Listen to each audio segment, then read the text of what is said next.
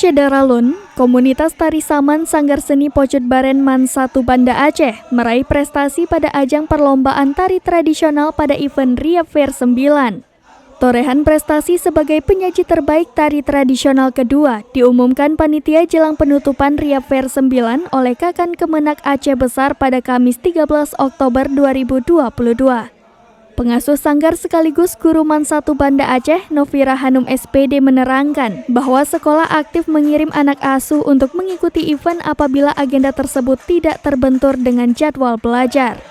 Khusus untuk komunitas tari saman Sanggar Pocut Baren, aktif tampil pada acara-acara seremoni baik dalam maupun di luar sekolah, diundang sebagai penari di acara pembuka. Dari Banda Aceh, Saiful Bahri, Serambi On TV.